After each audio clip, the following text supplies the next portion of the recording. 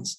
The finance plan will be based on that updated project cost estimate that Ms. Channel mentioned, and we will match those costs with potential sources of funding.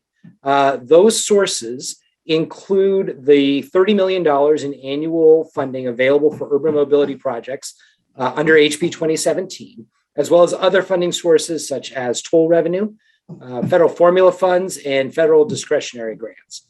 The finance plan will also look at how we can use financing mechanisms, such as bonding and short-term borrowing, to generate the resources upfront that we need to build the project. This finance plan will really be intended to give the OTC options for figuring out how we close the gap between the currently available funding for the project and the complete project cost.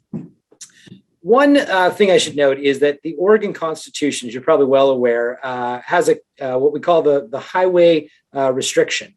It states that in Article 9, Section 3A, it states that any revenue from motor fuels taxes or the ownership, operation, or use of a motor vehicle can only be used for highway purposes like construction, reconstruction, maintenance, and operations of roads. In Rogers v. Lane County, the Oregon Supreme Court found that this means these funds can only be used for projects and purposes that are within or adjacent to a road right-of-way that primarily and directly facilitate motorized vehicle travel. And that is a direct quote from that key case law.